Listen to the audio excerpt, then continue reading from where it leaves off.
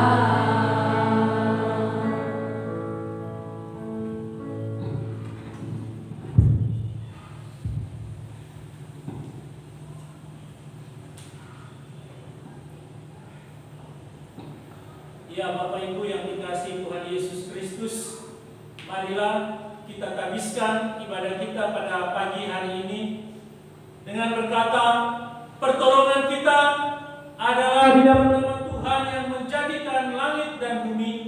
Kasih karunia dan damai sejahtera dari Allah Bapa kita dan dari Tuhan Yesus Kristus menyertai kamu. Amin. Silakan.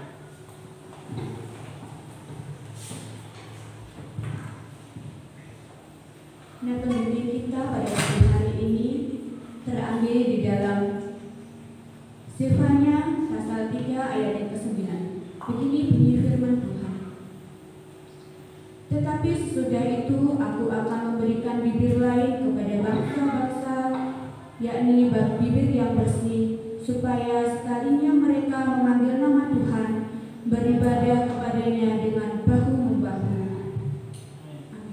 Berbahagialah kita yang telah mendengarkan nada bimbing pada pagi hari ini, terlebih yang mau memakai dari kehidupan kita sehari-hari. Sebelum kita melanjutkan puji-pujian kita, mari dahulu kita masuk dalam doa pengucapan syukur dan pengakuan dosa. Mari kita berdoa. Bapa dalam surga, Allah yang kami kenal dan kami sembah dalam nama Tuhan Yesus Kristus. Segala hormat dan pujian syukur kami naikkan hanya dalam hadirat-Mu yang kudus Bapa. Kami ucap syukur oleh karena pertolongan, penyertaan serta kuasa Tuhan yang Tuhan nyatakan dalam kehidupan kami, sehingga pada pagi hari yang indah ini Tuhan izinkan kami boleh berkumpul bersama di gereja-Mu untuk beribadah, memuji, memuliakan nama Tuhan. Bapa, sebelum kami lanjutkan ibadah kami, terlebih dahulu ampunilah setiap dosa dan kesalahan kami, baik dosa terbuka melalui hati, pikiran, ucapan, bahkan hidup kami yang tidak berkenan di hadirat Tuhan. Kiranya Tuhan Yesus mengampuni, dan kami juga memohon ampun Bapa untuk dosa-dosa kami apapun itu yang kiranya menjadi penghalang untuk sampaikan doa-doa kami kepada Engkau. Bapa, ampuni kami. Dan pada pagi hari ini kami serahkan jam ibadah dari awal pertengahan hingga akhirnya hanya dalam pimpinan dan penyertaan Tuhan. Di dalam nama Tuhan Yesus kami telah berdoa dan ucap syukur. Amin.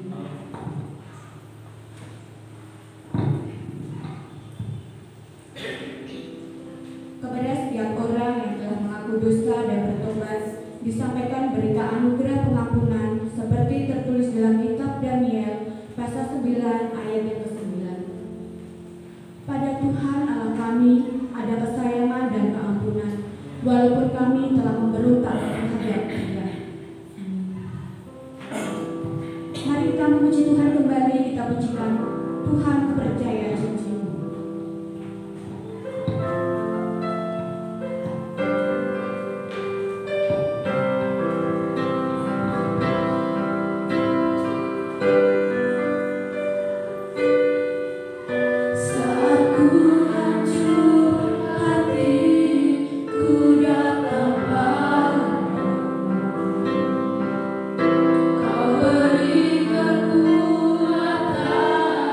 Dan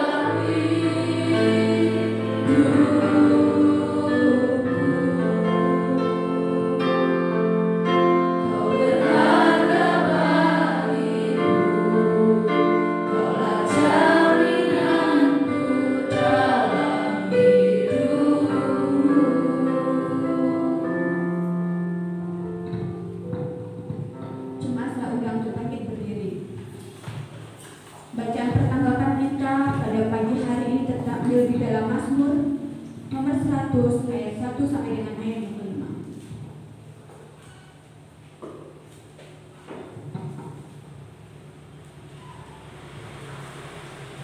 Mazmur nomor 100 ayat 1 sampai dengan ayat yang kelima. Saya akan membacakan ayat yang menjorok ke kiri, Bapak Ibu akan membacakan ayat yang menjorok ke kanan. Itu seterusnya. Pujilah Allah dalam baitnya, Mazmur untuk korban syukur. Bersorak-soraklah bagi Tuhan, hai seluruh bumi. Beribadahlah kepada Tuhan dengan sukacita, datanglah ke hadapannya dengan sorak-sorai. Ketahuilah bahwa Tuhanlah Allah. Dialah yang menjadikan kita dan punya dialah kita, umatnya dan kawanan domba gembalaannya. Masuklah melalui pintu gerbangnya dengan nyanyian syukur. Dalam pelatannya dengan puji-pujian, bersyukurlah kepadanya dan pujilah namanya. Sebab Tuhan itu baik. Kasih setianya untuk selama-lamanya, dan kesetiaannya tetap turun-temurun. Amin. Jemaat saya persilakan untuk kembali. Mari kita memuji Tuhan kembali, kita pujikan bersorak-soraklah bagi Tuhan.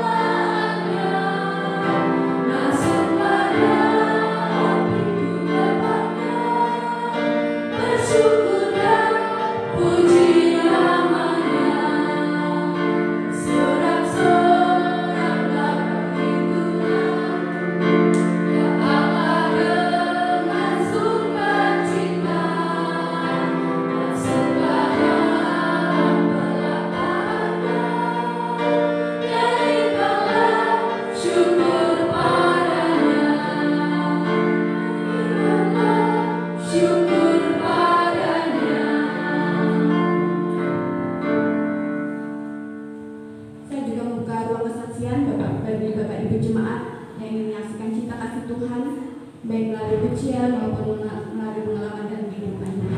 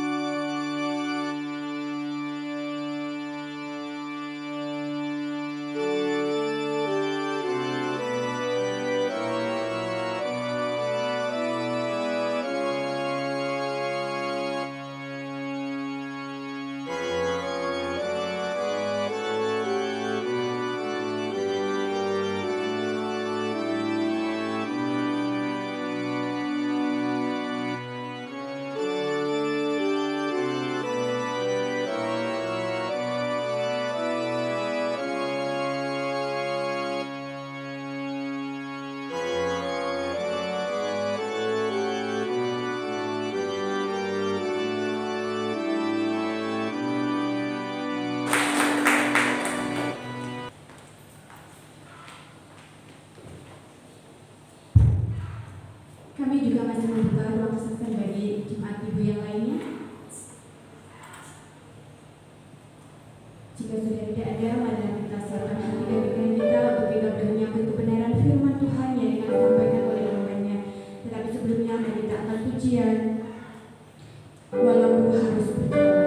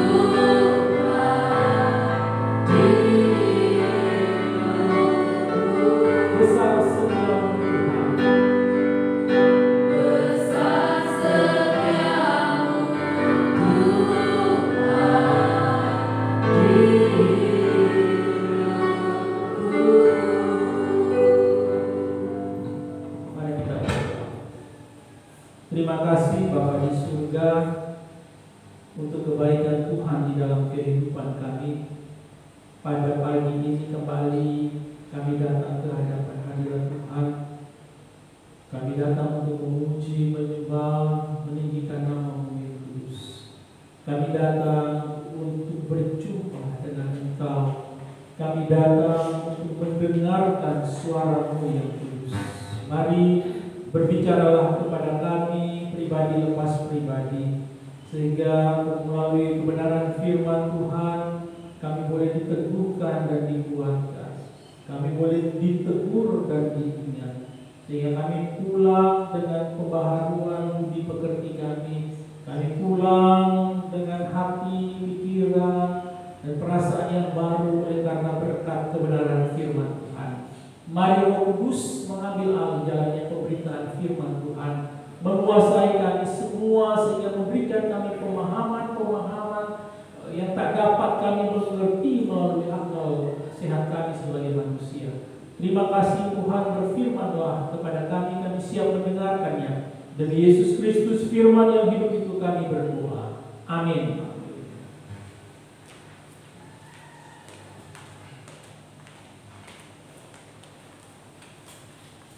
Ya baik, shalom. Selamat pagi Bapak Ibu. Selamat pagi. Apa kabarnya? Puji Tuhan ya, semua dalam keadaan sehat, tanpa kekurangan suatu apapun juga, walaupun ada beberapa yang mungkin sakit ya, tidak bisa hadir ya, jadi nggak mampu ini kosong. Ini harus dipenuhi oleh jiwa-jiwa yang haus akan Tuhan, jiwa-jiwa yang rindu untuk memuji, menyembah, dan meninggikan nama Tuhan. Jadi kalau kita kemarin kita itu disegarkan kembali dengan seminar bagaimana ibadah itu adalah ibadah yang merupakan kerinduan kita, bukan rutinitas, bukan kebiasaan. Bukan karena kita orang Kristen supaya dilihat itu ke gereja, bukan, tapi kerinduan kita. Dan Bapak Ibu dan saya melangkahkan kaki sampai ke tempat ini pun juga adalah dorongan dari Roh Kudus. Karena tidak ada sesuatu yang baik yang dilakukan oleh manusia, seperti yang kemarin kita dengar firman Tuhan ya, mau buat yang baik tapi justru yang jahat yang kita lakukan. Jadi tidak ada sesuatu pun yang memampukan Bapak Ibu sampai ke tempat ini untuk memuji, menyembah, dan meninggikan nama Tuhan. Nah, sekarang motivasinya apa untuk beribadah kepada Tuhan? Karena dalam teks ini kita akan berbicara tentang ibadah dan bagaimana Allah memulihkan ibadahnya bangsa Israel. Saya pikir ketika kita mendengarkan seminar, semakin kita giat dan sehari demi hari kita mengalami pemulihan dalam cara kita menghadap Tuhan dan beribadah kepada Tuhan. Ya mungkin karena belum dengar suara Tuhan langsung. Ya. Kalau sudah mendengarkan suara Tuhan langsung baru kita akan kaget-kaget. Oh iya, kita itu ditegur ternyata. Kita belum mengalami pemulihan sehingga kita tidak merasakan ibadah yang sebenarnya itu kepada Allah, atau kita tidak melaksanakan ibadah yang semestinya itu kepada Allah, atau kita tidak menghormati ibadah itu kepada Allah. Mari kita buka Alkitab kita bersama-sama dari Zefanya pasal 3 ayat 9 sampai 13.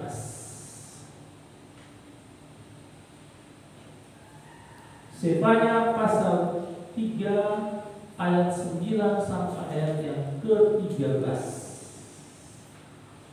Ya, minta tolong Pak Fika baca bagi kita semua dengan suara yang keras.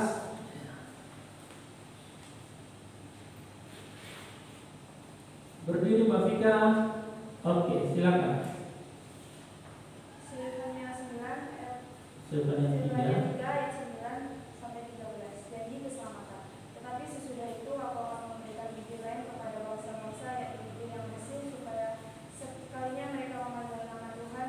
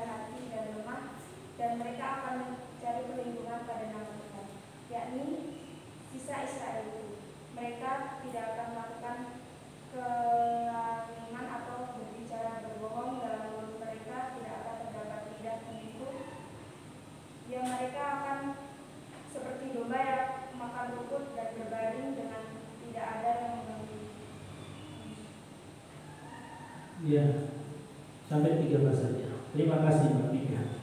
Ya, demikianlah firman Tuhan. Berbahagialah kita yang membaca, merenungkan, serta melakukannya di dalam kehidupan kita hari lepas hari. Nah, kalau di Alkitab Bapak Ibu itu kan lanjut sampai ayat 14. Jadi kalau di Alkitab studi ini dia dipenggal lagi mulai dari ayat 14 itu dengan judul Hari Sukacita yang dijanjikan. Tapi kita baca hanya sampai ayat 13 saja. Yang berbicara tentang janji keselamatan. Yang berbicara tentang janji keselamatan. Nah, di dalam nats pembimbing di ayatnya yang ke-9 dikatakan, tetapi sesudah itu aku akan memberikan bibir lain kepada bangsa-bangsa, yakni bibir yang bersih, supaya sekaliannya mereka memanggil nama Tuhan, beribadah kepadanya dengan bahu-membahu. Sekilas kita melihat tentang kitab Sefanya ini ya.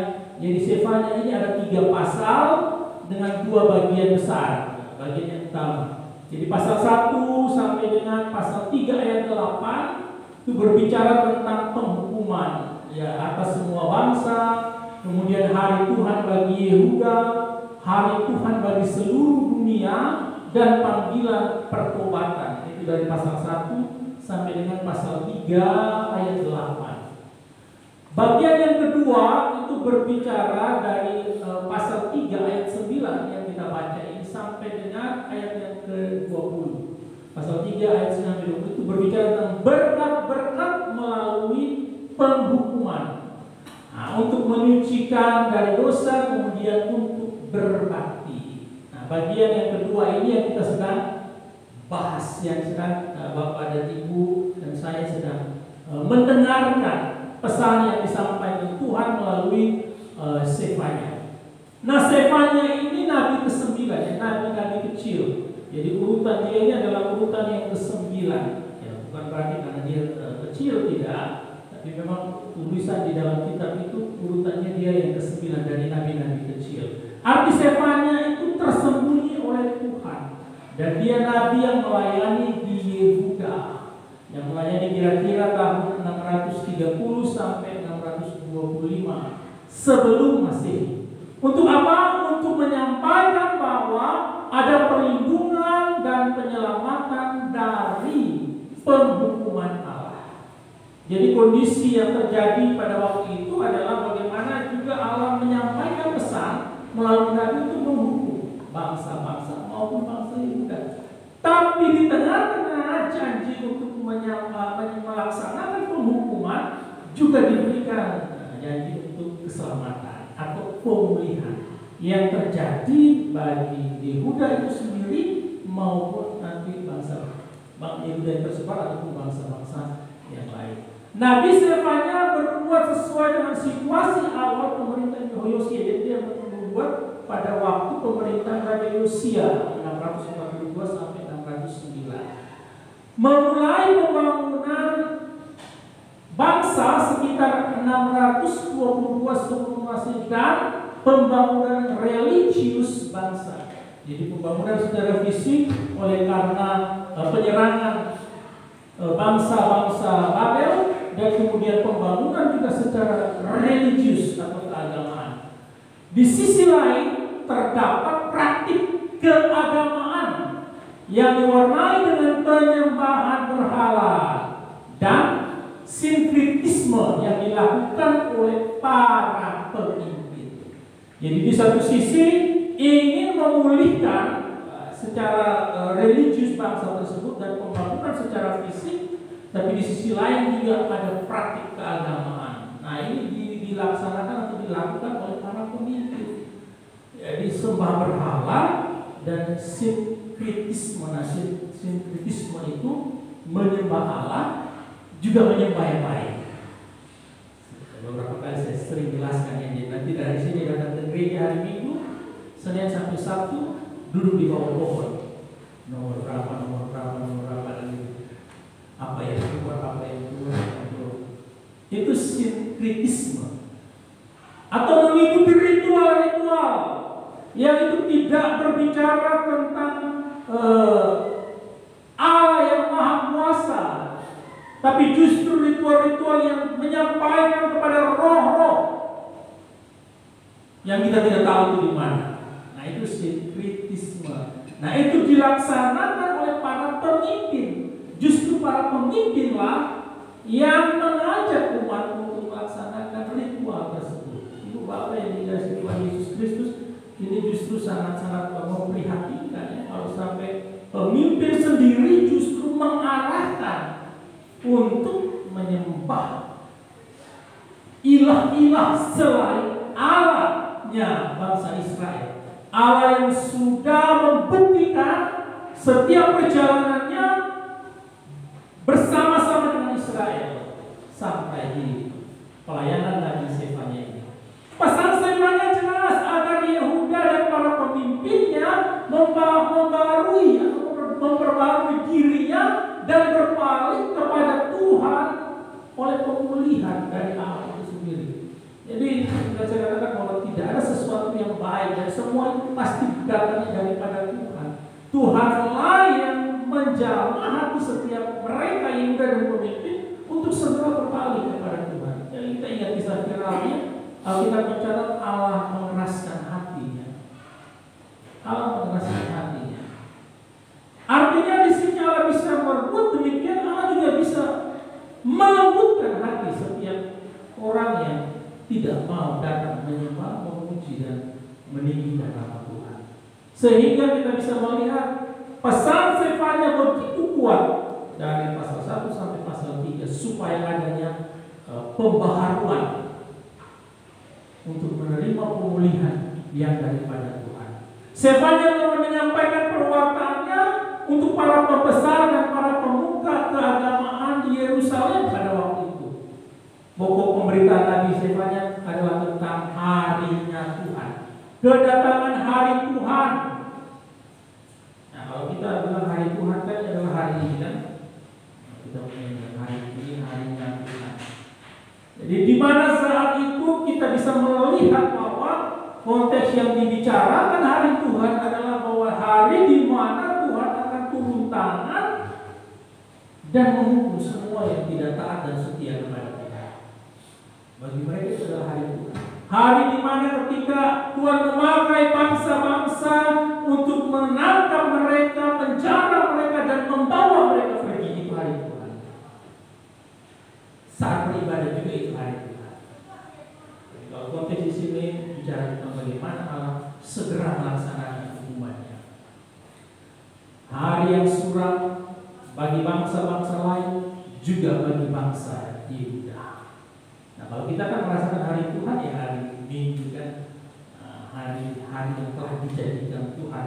Mari kita beribadah, mari kita bersukacita. Kita belum merasakan hari Tuhan, yaitu datang dalam murkanya yang menyala-nyala, lalu menghukum kita yang tidak setia dan tidak percaya kepada Tuhan. Bangsa itu akan mengalami penghakiman dari Tuhan.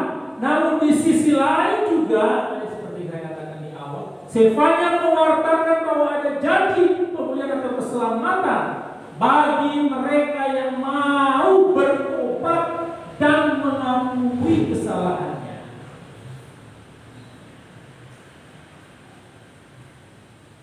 Seberapa banyak daripada kita yang tidak mau mengakui kesalahan kita kan? Hanya Kristen, tapi Kristen yang belum bertobat. Kristen tanpa pertobatan. Sehingga datang hari Minggu, besoknya pulang sudah langsung melakukan hal-hal yang tidak berkenan kepada Tuhan. Sehingga Kristen tobat ya, tobat umat. Kristen tanpa pertobatan, tidak mengakui. Tetapi di sini terus Sefanya mewartakan itu kepada bangsa Israel, bangsa Yehuda, dan juga ada bangsa-bangsa lain yang mengalami penghukuman daripada Allah. Nah, mari kita melihat penjelasan teks dari pasal 3 keseluruhan. Dalam pasal 3 ayat 1, Sefanya menyapa para pemimpin dengan sebutan si pemberontak dan si cemar. Di ayatnya yang pertama dari pasal 3,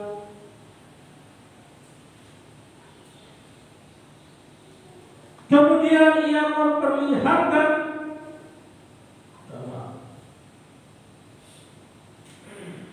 celakalah si pemberontak dan si cemara, hai kota yang penuh dengan penindasan. Jadi menyapa para pemimpinnya, si pemberontak dan si cemara, memberontak kepada Allah dan mencemarkan dirinya, yang seharusnya mereka adalah bangsa kepunyaan Allah yang dikuduskan, tapi mereka mencemarkan diri dengan menyembah berhala-berhala. Siapa saja mereka? Mereka adalah pemimpin yang memegang kebijakan politik, sosial, dan keagamaan. Mereka itu adalah raja, nabi, hakim, dan juga imam. Di dalam ayatnya yang ketiga dan keempat, para pemukanya di tengah-tengahnya adalah singa yang mengaum. Para hakimnya adalah serigala pada waktu malam yang tidak meninggalkan apapun sampai pagi hari. Para nabinya adalah orang-orang yang ceroboh, pengkhianat. Para imamnya menajiskan apa yang kudus, memperkosa hukum Taurat. Jadi si cemar dan si pemberontak itu berbicara kepada para pemimpin, imam, nabi, hakim, dan juga raja. Semuanya tidak melaksanakan apa yang diperintahkan oleh Tuhan. Semuanya tidak menuntun, membimbing, mengarahkan, mengajarkan jemaat atau umat untuk hidup di dalam takut akan Tuhan. Tidak ada. Justru pemimpinlah. Nah, benarlah dikatakan bahwa ikan itu busuk dari kepala, ya. Jadi kalau kepala busuk, pasti daging-dagingnya itu juga lembek, pasti akan busuk. Orang Kupang bilang melek, ikan melek, ikan yang busuk. Ikan yang busuk itu dari kepala. Sehingga jika pemimpinnya melakukan hal yang najis dan memberontak kepada Allah, jelas itu akan tertular kepada semua umat yang ada di situ. Itu nggak bisa dipungkiri. Bayangkan kalau kita punya pemimpin yang demikian, tidak jujur, hidup tidak berkenan, selalu melakukan hal-hal yang tidak benar. Umat akan melihat pemimpinku aja begitu, ya yuk ikut ramai-ramai. Akhirnya melakukan dosa massal, ya, dosa yang dilaksanakan secara massal oleh pemimpin dan juga umat. Apakah Allah tidak memperingatkan? Pertanyaannya, apakah Allah tidak memperingatkan mereka? Tentu tidak. Allah berulang kali mengingatkan mereka. Berulang kali, sampai di Sefanya pun juga Allah mengingatkan. Nah, kita ini seberapa banyak kita bawa, padahal kita diingatkan terus nih.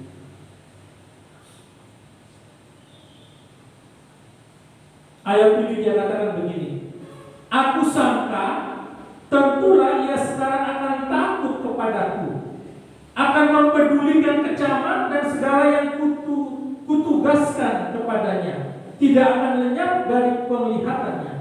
Tetapi sesungguhnya mereka makin giat menjadikan busuk perbuatan mereka. Jadi diingatkan bukan baik, bukan berbalik dari salahnya, dan perbuatan dosanya justru semakin jahat, semakin tidak karu-karuan. Ketika mereka diingatkan, Tuhan mengingatkan kalau sudah mendengarkan itu, ya tentulah mereka akan segera takut kepada Tuhan, tetapi justru tidak. Justru tidak. Makanya saya katakan berbahaya sekali ketika ada yang mengingatkan kita lalu kita mengabaikan. Kalau ada yang menegur kita lalu kita tidak berubah. Oh itu untuk dia itu Pak. Dia tidak tahu berubah. Kita selalu menunjuk orang lain, ya. Kita selalu punya waktu untuk mengawasi orang lain, tapi kita justru tidak punya waktu untuk mengawasi diri kita sendiri. Ibu bapak yang dikasihi Tuhan Yesus Kristus, Tuhan itu baik sekali dalam hidup kita. Ketika kita menyimpang itu dia selalu punya cara untuk mengingatkan kita. Pertanyaannya, kita ini peka mau mendengarkan tegurannya atau justru bebal menutup telinga kita dan hati kita. Seberapa banyak daripada kita yang ketika kita mulai menyimpang, punya bibir yang tidak bersih di sini, bibir yang serong, bibir yang najis, ketika diingatkan kita justru mengabaikan teguran itu, terus nyerocos saja, ngomongin orang, jelek-jelekin orang, padahal tanpa bukti. Atau dengan sikap dan perbuatan kita yang menyakiti sesama kita. Oke lah kalau kita bilang kita tidak sadar, aku tidak tahu Pak, kalau itu menyakitkan hatinya. Tapi saudara tahu dan diingatkan apa tindakan kita? Mohon maaf kan, kita datang berdamai atau justru biarkan aja, nanti juga dia tenang-tenang sendiri. Itu bukan cirinya orang Kristen. Karena cirinya orang Kristen ya dia harus menyelesaikan dengan baik. Ingat bahwa peringatan selalu datang kepada kita, baik saya dan ibu sebagai bapak ibu jemaat itu Tuhan tidak bosan-bosan mengingatkan. Sekarang kita mau dengar atau tidak? Jelas pasti akan mengakibatkan murka benar. Murka Allah atau hukuman atas mereka. Dari ayat 8 dikatakan, oleh karena itu tunggulah aku, demikianlah firman Tuhan. Pada hari aku bangkit sebagai saksi, sebab keputusanku ialah mengumpulkan bangsa-bangsa dan menghimpun kerajaan-kerajaan untuk menumpahkan ke atas mereka geramku, yang di segenap murkaku yang bernyala-nyala, sebab seluruh bumi akan dimakan habis oleh api cemburuku. Ini kata walai cemburu kan? Ketika kita menyimpang untuk mengutamakan yang lain saja, dia cemburu. Apalagi kita menyimpang lalu menyembah berhala-berhala, ilah-ilah lain. Itu jelas. Jangan ada padamu Allah lain di hadapanku. Jangan membuat bagimu patung yang menyerupai apapun, lalu kau duduk dan menyembah patung tersebut. Aku Allah yang cemburu. Sekarang mungkin tidak berupa patung atau pohon yang kita duduk dan kita menyembah, tetapi bisa saja dengan adanya kebiasaan-kebiasaan yang membuat kita lalu enggan untuk datang kepada Tuhan, enggan untuk beribadah. Kebiasaan-kebiasaan itu kan lain dari diri kita sendiri, walaupun kita sudah ditegur berulang-ulang kali. Itu justru bisa membawa kita menjadikan Allah cemburu terhadap apa yang kita lakukan. Entah itu pekerjaan kita, entah itu usaha kita, entah itu kegiatan-kegiatan kita yang kita lakukan, lalu kita mengabaikan panggilannya Allah, mengabaikan suaranya Allah. Itu sudah menjadi berhala dalam hidup kita. Ya, handphone pun bisa menjadi berhala, televisi pun bisa menjadi berhala, yang itu mengalihkan perhatian kita kepada Tuhan, yang itu membuat kita lalu jauh dari Tuhan. Begitu banyak hal-hal yang dapat membuat kita jauh daripada Tuhan. Ya, konsekuensinya pasti akan ada teguran dan hukuman jikalau kita tidak mau mengambil langkah untuk mengalami pemulihan. Maka bagaimana kita dapat beribadah, apalagi melayani Tuhan, kalau kita tidak mengambil langkah untuk dipulihkan oleh Tuhan? Pemulihan hanya dapat dilakukan oleh Tuhan. Usaha apapun yang kita perbuat tidak akan mampu memulihkan kondisi kita yang sudah rusak.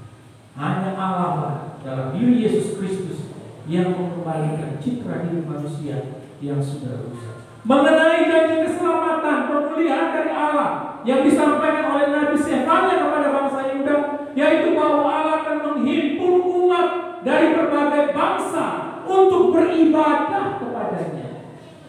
Jadi, kalau bicara ayat 9 dan ayat 10 ini, jelas berbicara tentang orang-orang yang sudah mengalami pemulihan dari Allah. Dikatakan, tetapi sesudah itu aku akan memberikan bibir lain kepada bangsa-bangsa, yakni bibir yang bersih, supaya sekalian mereka memanggil nama Tuhan, beribadah kepadanya dengan bahu-membahu. Dari seberang sungai negeri Ethiopia, orang-orang yang memuja Aku, yang terserak-serak akan membawa persembahan kepadaku.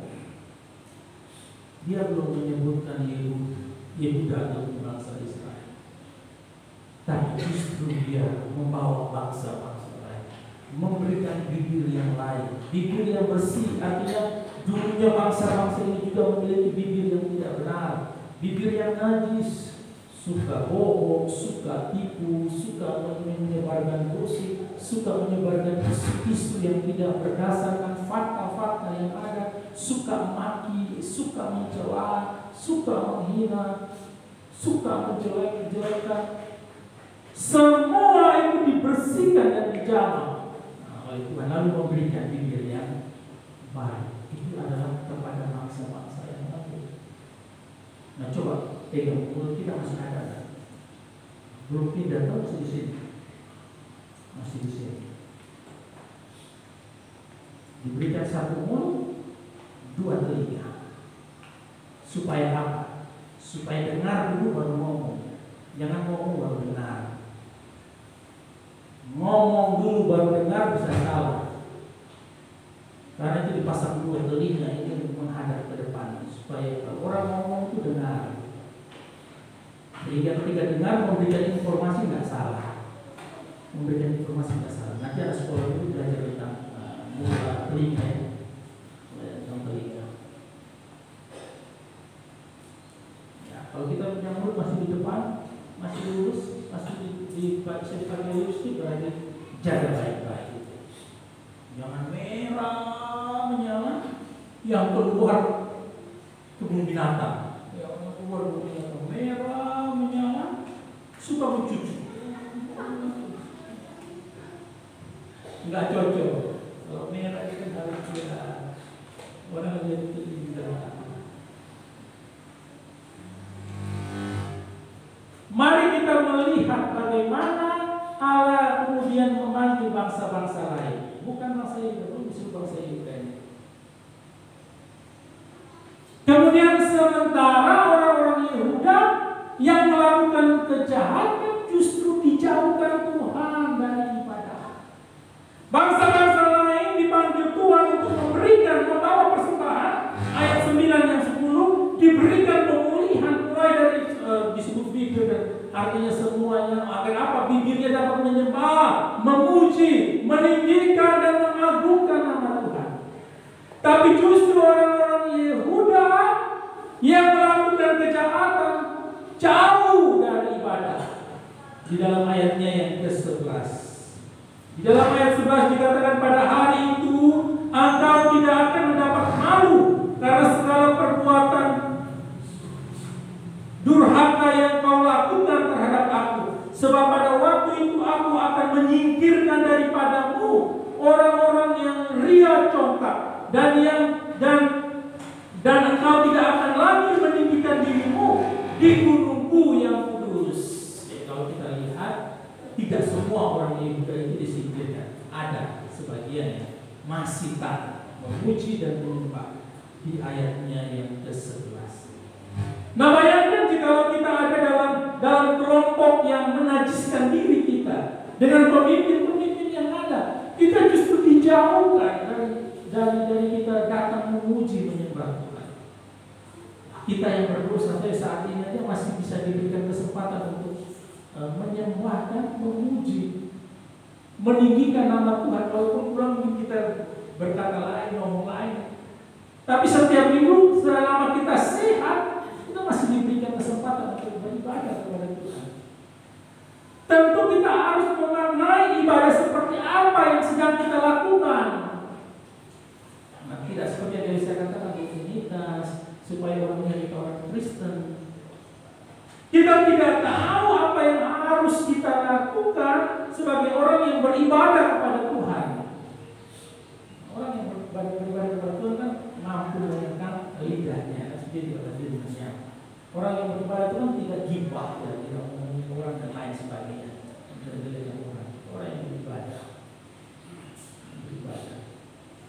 Tapi apakah ibadah kita ini sudah berkenan kepada Tuhan atau belum? Ya, kita mengoreksi diri kita masing-masing. Aku datang ini sungguh-sungguh enggak kepada Tuhan. Aku datang ini sudah mempersiapkan diri enggak dari hari Sabtu atau hari Jumat, dari hari-hari sebelumnya, supaya aku benar-benar siap datang kepada Tuhan. Atau justru tergesa-gesa, mos-mosan nanti datang, tidak ada waktu betul bicara, duduk tenang dan menyiapkan hati. Akhirnya kita hanya menjadikan ibadah ini itu ya rutinitas saja. Yang penting datang ibadah. Tentu tidaklah demikian. Bapak Ibu pasti akan merasakan hari demi hari bagaimana kualitas ibadah yang Bapak Ibu dan saya bangun. Karena kualitas ibadah yang benar akan membuat kita semakin baik, semakin benar di hadapan Tuhan. Tidak justru sebaliknya, semakin jahat. Kalau semakin jahat, maka kita koreksi diri kita. Apakah karena dekat? Dekat aja gampang. 7, 6, 55 baru saya datang gitu. 6, 50 baru saya datang. Apakah karena dekat? Belum pernah merasakan tempat ibadah yang jauh, atau belum pernah merasakan tidak boleh beribadah? Karena dekat akhirnya kita santai, berleha-leha, mengabaikan sesuatu yang sudah sebenarnya harus kita lakukan dengan baik dan benar. Kalau dikatakan Tuhan menunggu ini, kalau terlambat dia batas marah ya. Kita sekolah aja terlambat dia mesti keluar kan. Apalagi kalau kita datang beribadah. Jadi jangan jadikan ibadah itu sebagai rutinitas, tempat supaya orang dapat melihat kita sebagai orang Kristen. Tidak. Justru Tuhan bisa menjauhkan kita dari ibadah dan memanggil orang lain masuk ke ibadah. Tuhan bisa menyingkirkan yang sudah jadi Kristen sejak kecil, sejak lahir. Tuhan bisa membawa orang-orang yang belum percaya dan masuk memenuhi gerejanya.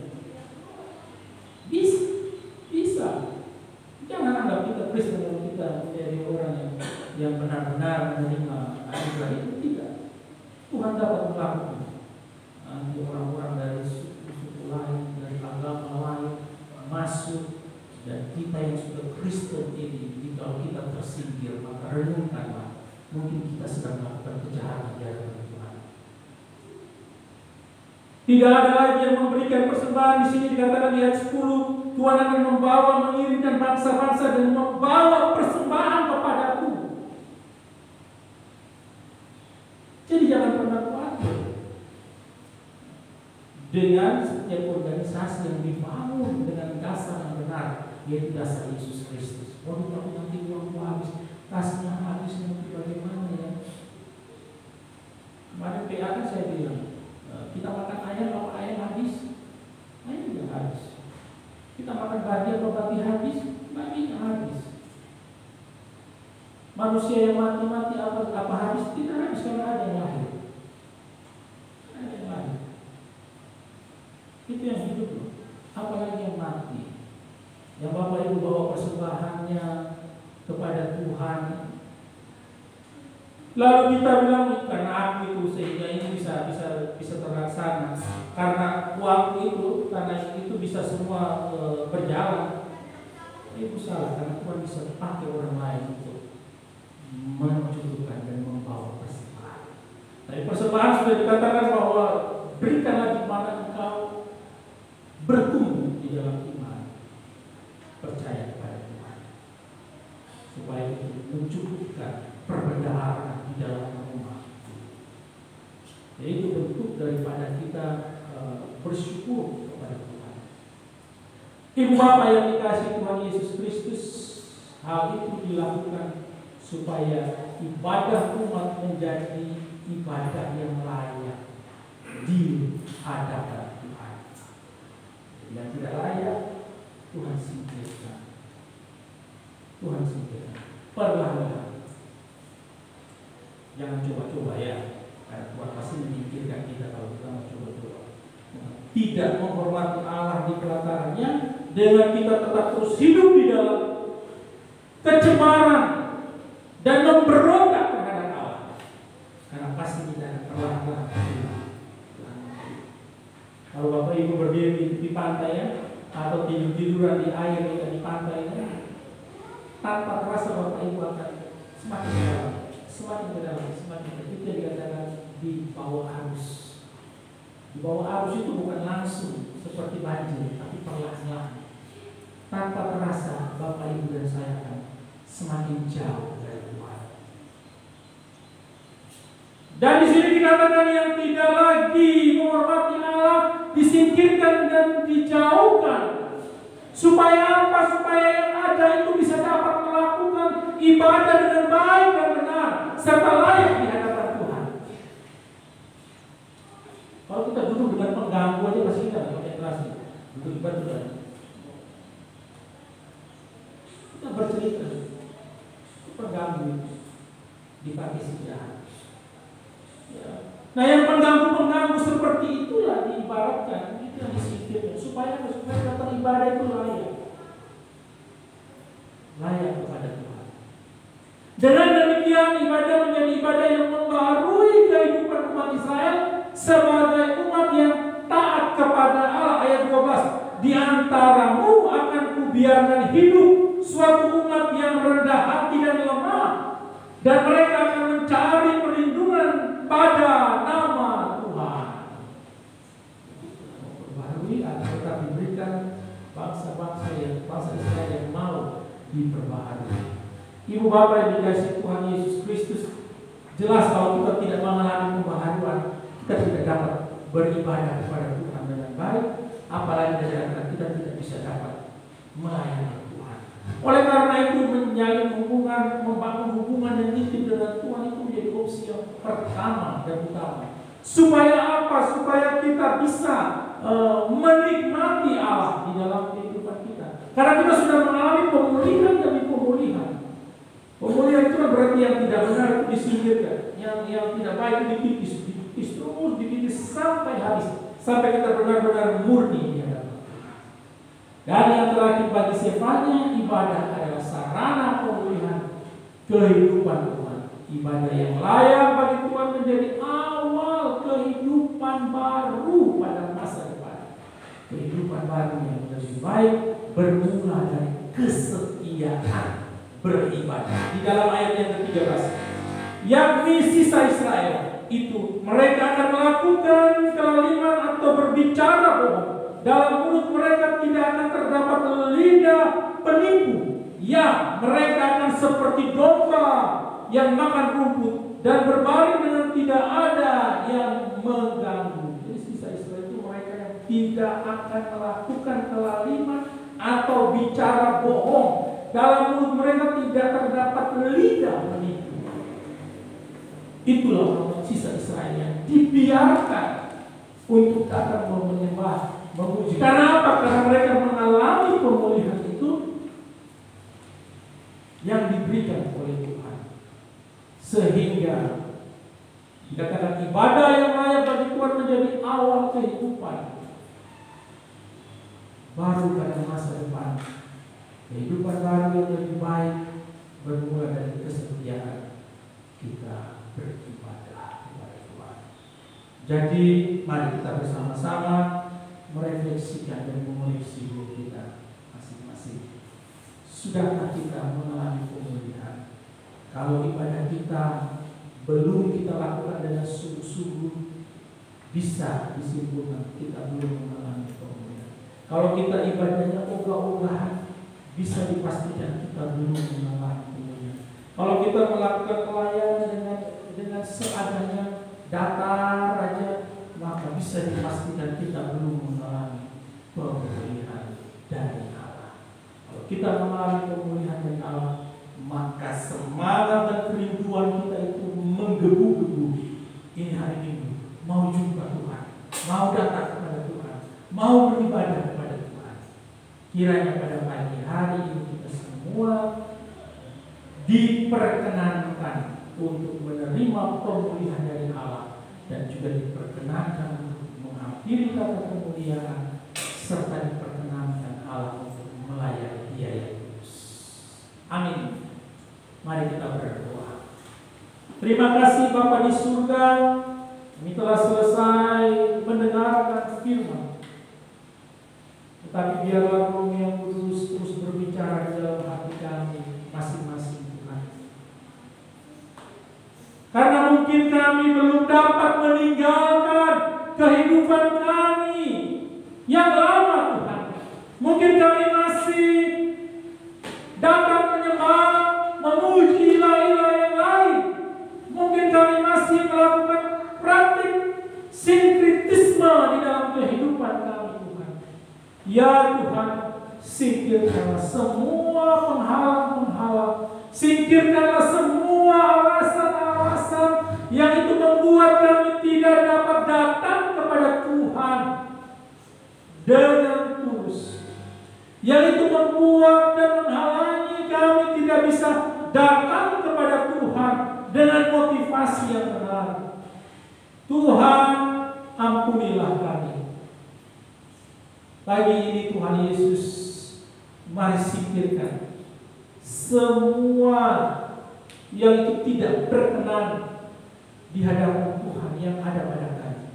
Bibir dusta, bibir yang menipu, bibir yang tidak bersih, tingkah laku kami, kehidupan kami yang memberontak daripada Tuhan serta menjauhi Tuhan.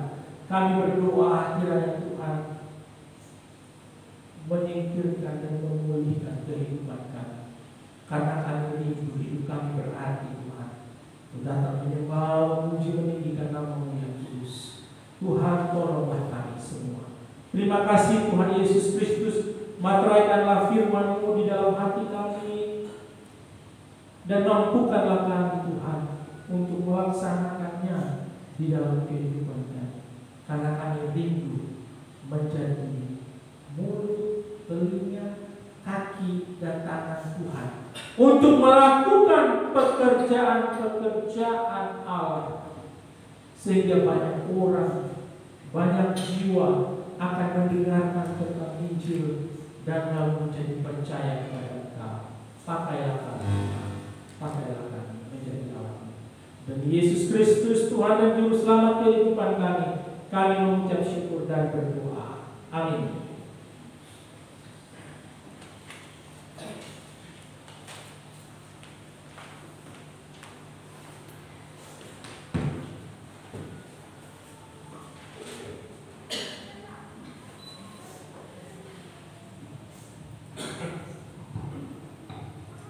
Berbahagialah kita yang telah mendengarkan kebenaran firman Tuhan yang telah disampaikan oleh hamba-Nya.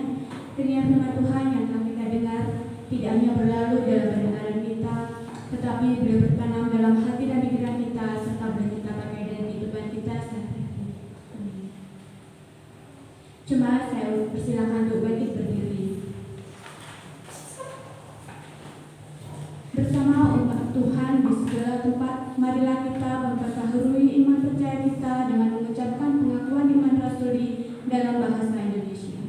Aku percaya pada Bapa yang Maha Kuasa, Bapa dan bumi, dan kepada Yesus Kristus, Anaknya yang tunggal Tuhan kita, yang dikandung daripada Roh Kudus, lahir dari Maria, yang menderita sengsara di bawah pemerintahan Pontius Pilatus, disalibkan, mati dan dikuburkan, turun ke dalam kerajaan maut, pada hari yang ketiga, bangkit pula dari antara mati, naik ke surga, duduk di sebelah kanan Allah, Bapa yang Maha Kuasa, dan dari sana Dia akan datang untuk menghakimi orang yang hidup dan yang mati. Aku percaya pada Roh Kudus, gereja yang kudus dan am, persekutuan orang kudus, pengampunan dosa, kebangkitan orang mati, dan hidup yang kekal. Amin. Saya persilakan duduk kembali.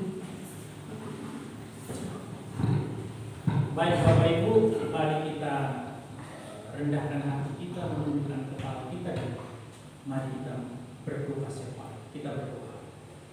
Terima kasih Bapa di surga atas kebaikan Tuhan di dalam hidup kami sampai di bulan Juni ini Tuhan.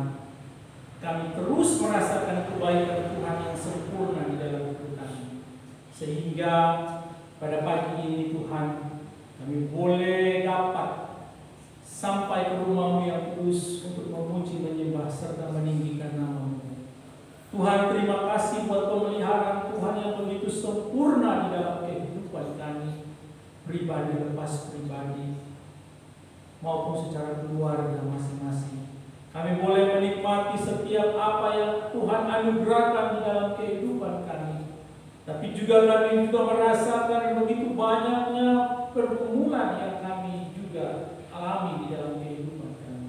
Tetapi sampai detik ini, jika kami dapat berdiri tegak, itu semua oleh karena kekuatan dan anugerah daripada Tuhan. Tuhanlah yang menopang kami, sehingga kami tetap berdiri di tengah-tengah situasi dan kondisi yang tidak baik sekalipun itu. Terima kasih Tuhan buat keadilan Tuhan di dalam kehidupan kami. Kadang kami merasa bersyukur dan bersukacita, tapi ada waktu ketika Tuhan mengizinkan kami untuk menangis dan menggumuli hal-hal yang itu tidak baik dan tidak berkenan yang telah kami perbuat. Terima kasih Tuhan Yesus untuk keseimbangan yang terjadi di dalam kehidupan kami, dan Roh yang Kudus terus mengingatkan kami. Ampunilah kami jikalau kami mengeraskan hati kami, tidak mau mendengarkan nasihat firman Tuhan. Ampunilah kami jika kami beban untuk tidak mau mendengarkan teguran-teguran yang datang kepada kami. Tuhan, terima kasih jikalau Engkau masih memberikan kami keselamatan, kesehatan sampai detik ini. Pagi ini Tuhan, kami menyerahkan seluruh kehidupan kami jemaat-Mu yang ada di GKK Boro, Tuhan. Kami menyerahkan setiap jemaat dengan pergumulan-pergumulan yang ada, yang dialami oleh hamba-hamba-Mu ini, Tuhan. Kiranya Tuhan berkenan mendengarkan seruan mereka yang saat ini sedang dinaikkan ke hadapan hadirat Tuhan. Mari Tuhan berkati dalam setiap kehidupan mereka dengan kekuatan yang daripada Tuhan, untuk menghadapi setiap tantangan-tantangan yang datang di dalam kehidupan silih berganti Tuhan. Terima kasih Tuhan Yesus Kristus. Kami berdoa dan menyerahkan untuk keluarga kami Tuhan yang masih belum mengenal Engkau. Kami berdoa kiranya Tuhan menolong kami, memberikan kami keberanian untuk terus memberitakan Injil ini kepada keluarga kami, kepada orang tua kami, kepada anak-anak kami, kepada suami kami, kepada menantu kami, kepada mertua kami, dan kepada saudara-saudara kami yang lain ya Tuhan, karena kami rindu bahwa mereka pun boleh menerima Engkau sebagai Tuhan dan Juru Selamat dan diselamatkan. Terima kasih Tuhan Yesus Kristus. Kami juga berdoa untuk setiap pekerjaan dan usaha yang sedang dikerjakan oleh jemaat-Mu yang ada di GKK Boro ini Tuhan. Berkatilah pekerjaan mereka, baik mereka yang bertani, mereka yang berternak, mereka yang berkebun, mereka yang berwirausaha, mereka yang mengajar, mereka yang bekerja di perusahaan-perusahaan asing, mereka yang bekerja di dalam maupun di luar negeri. Tuhan berkati semuanya, dan apapun yang mereka kerjakan Tuhan buat berhasil. Terutama bagi jemaat yang ada di Boro, Tuhan berkatilah seluruh mata pencaharian yang sedang mereka kerjakan Tuhan. Karena melalui ini semua mereka melihat kebesaran, kemuliaan, kemurahan Tuhan. Nah, Tuhan begitu baik, terus mencukupkan setiap kebutuhan-kebutuhan yang ada di tengah-tengah situasi pandemi terjadi di negeri ini Tuhan. Terima kasih Tuhan, karena hari demi hari juga kami merasakan pemulihan demi pemulihan dalam situasi kondisi ekonomi yang terjadi di bangsa ini. Pulihkanlah ya Tuhan. Kami juga menyerahkan bagi jemaat yang mengalami sakit, kelemahan tubuh, siapapun mereka Tuhan. Mungkin ada yang sedang duduk di tempat ini. Kami berdoa Tuhan, jamah sembuhkan di dalam nama Tuhan Yesus Kristus. Yang terbaring di rumah Tuhan, jamah sembuhkan di dalam nama Tuhan Yesus Kristus. Mari Tuhan Yesus menjamah mereka yang mengalami sakit. Berdoa dan menyerahkan mereka yang sudah lama belum bisa datang beribadah bersama-sama dengan kami. Kami berdoa dan menyerahkan hamba-hamba-Mu ini Tuhan. Kiranya di lain waktu dan kesempatan Tuhan menggerakkan hatinya untuk sampai ke tempat ini, untuk bersama-sama kami memuji, menyembah dan meninggikan nama-Mu yang kudus. Berdoa juga bagi jemaat-Mu yang sedang bergumul dengan pekerjaan yang ada Tuhan, atau sedang mencari pekerjaan. Tuhan berkati. Kiranya Tuhan memberikan kemudahan sehingga boleh mendapatkan pekerjaan dan boleh mengerjakan pekerjaan itu dengan baik, lancar, dan dengan takut akan Tuhan. Tuhan menyediakan seturut dengan kemampuan kemampuannya masing-masing. Terima kasih Tuhan, kami juga bersyukur untuk setiap anak-anak kami yang telah menyelesaikan ujian semesternya, ujian kenaikan kelasnya, dan ujian kelulusan yang Tuhan berkati. Di tahap selanjutnya kami menyerahkan mereka Tuhan. Terus Tuhan menolong mereka, terus Tuhan memberikan mereka kemampuan kecerdasan melalui orang tua yang terus giat mengajarkan setiap waktu Tuhan. Sehingga anak-anak ini juga dapat menikmati berkat pengetahuan yang sudah diberikan dan diajarkan baik oleh orang tua dan guru-guru yang ada. Kami menyerahkan anak-anak kami Tuhan dalam tumbuh kembang mereka, dalam pengenalan mereka akan Tuhan. Mampukan kami untuk bertanggung jawab terhadap anak-anak kami, terhadap iman anak-anak kami yang Tuhan sudah percayakan kepada kami. Terima kasih Tuhan Yesus Kristus. Kami juga berdoa dan menyerahkan setiap rencana-rencana untuk Gereja Kristen Kalang Kudus Boro Tuhan. Depannya kami akan bersama-sama menikmati perjamuan kudus di tanggal 3 Juli Tuhan. Mempersiapkan kami Tuhan, sehingga kami boleh menghormati tubuh dan darah Kristus yang dilambangkan oleh roti dan anggur, di mana Tuhan sudah mengorbankan diri dan menyelamatkan kami semua. Kami juga berdoa dan menyerahkan setiap rencana untuk seminar di minggu yang ketiga. Tuhan yang menolong, sehingga kami boleh terus diperlengkapi dan semakin mengerti, memahami siapa diri kami di hadapan Tuhan. Tuhan juga menolong kami semua. Kami juga berdoa untuk proses kependetaan yang sedang berjalan Tuhan, baik itu evangelis Sukarti, evangelis Andre, dan evangelis Marcel. Tuhan memberkati, semua boleh berjalan seturut dengan kehendak Tuhan saja. Mari juga memberkati pengurus wilayah Blitar, BPR wilayah Blitar, Tuhan berkati Pak Uyung dan juga semua seksi pelayanan yang ada. Biarlah kami boleh bersama-sama memikirkan pelayanan yang ada di wilayah Blitar ini, sehingga nama Tuhan dimuliakan dan ditinggikan. Terima kasih Tuhan Yesus Kristus, terima kasih. Pagi ini juga kami bersyukur untuk setiap jemaat-Mu yang berjumpa dengan hari ulang tahunnya, baik itu hari ulang tahun pernikahan maupun hari ulang tahun bertambahnya usia. Tuhan Yesus memberkati. Memberkati Bu Nita yang bertambah usianya tanggal 14. Tuhan Yesus menolong, menopang, dan memberkatinya. Semakin hari makin beriman kepada Tuhan, semakin hari bertumbuh dewasa di dalam Tuhan, dan semakin hari dipakai Tuhan dengan sangat luar biasa. Memberkati juga setiap mereka keluarga yang berjumpa dengan hari ulang tahun pernikahan. Tuhan memberkati keluarga mereka masing-masing. Terima kasih Tuhan Yesus Kristus. Kami menyerahkan seluruh doa-doa dan pergumulan kami Tuhan. Kami tahu masih begitu banyak yang ingin kami sampaikan di hadapan hadirat Tuhan, tetapi terbatasnya waktu dan perkataan-perkataan kami yang ada ini Tuhan. Kiranya Tuhan sendiri yang menolong kami untuk mengungkapkan setiap isi hati kami Tuhan, terutama bagi setiap pergumulan dan setiap pelayanan-pelayanan yang ada di GKK Boro ini Tuhan. Terima kasih Tuhan Yesus. Kami menyerahkan seluruh doa dan pergumulan kami masing-masing ke dalam tangan pengasihan Tuhan. Kiranya Tuhan berkenan mendengar dan menjawabnya seturut dengan kehendak Tuhan saja. Di dalam nama Tuhan Yesus Kristus, yang adalah Tuhan dan Juru Selamat kehidupan kami, yang juga sudah mengajarkan kami berdoa. Bapa kami yang di surga, dikuduskanlah namamu, datanglah kerajaan-Mu, jadilah kehendak-Mu di bumi seperti di surga. Berikanlah kami pada hari ini makanan kami yang secukupnya, dan ampunilah kami akan kesalahan kami, seperti kami juga mengampuni orang yang bersalah kepada kami. Dan janganlah membawa kami ke dalam pencobaan, tetapi lepaskanlah kami daripada yang jahat, karena Engkau yang punya kerajaan dan kuasa dan kemuliaan sampai selama-lamanya. Amin.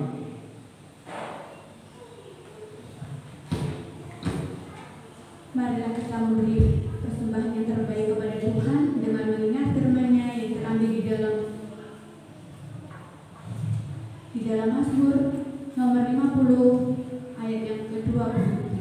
Begini bunyi firman Tuhan. Siapa yang mempersembahkan syukur sebagai korban, ia memuliakan aku. Siapa yang jujur jalannya, keselamatan yang dari Allah akan kuperlihatkan kepadanya. juga kantong kolektor Mbak Vika, dan untuk pujian persembahan kita pujikan segala puji syukur.